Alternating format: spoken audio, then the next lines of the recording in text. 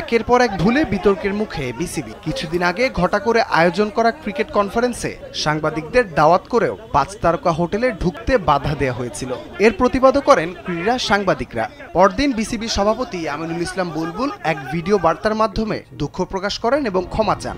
বিসিবির ক্রিকেট কনফারেন্সে এদিন দেখা গেছে সারা দেশের কত শত চেনা অচেনা মুখ। তবে খেলোয়াড় তৈরির সূতিকাগার বিকেএসপিকেই আমন্ত্রণ জানায়নি বিসিবি। মুশফিক আকবরদের মতো শত শত ক্রিকেটারকে শৈশব থেকে গড়ে তুলে বিসিবিকে যোগান দিলেও বিকেএসপির কর্তারাই থেকে গেলেন উপেক্ষিত।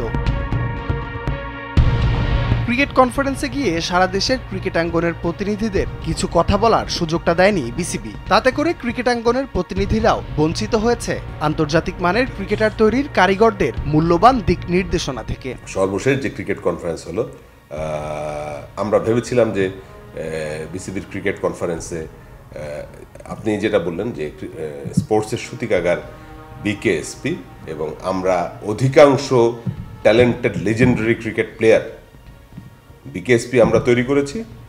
তো ক্রিকেট কনফারেন্সে আমরা ভেবেছিলাম যে আমরা যে তৃণমূল পর্যায়ে কাজ করি, আমরাও হয়তো সেখানে কিছু জিনিস শোনার এবং আমাদের কথা বলার আমরাও কিছু সেখানে কন্ট্রিবিউট হয়তো করব। বাট আনফর্চুনেটলি ওটা হয়তো বাই মিস্টেক কোনো কারণে হয়ে গিয়েছিল। আমরা আর ওখানে ক্রিকেট কনফারেন্সে আমাদের আর যাওয়া হয়নি আর কি।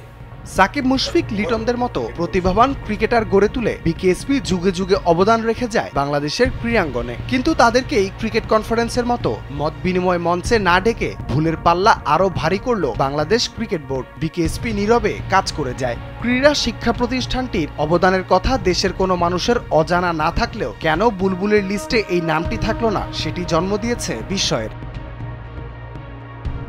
রাফিউল ইসলাম রাতুল, কালবেলা।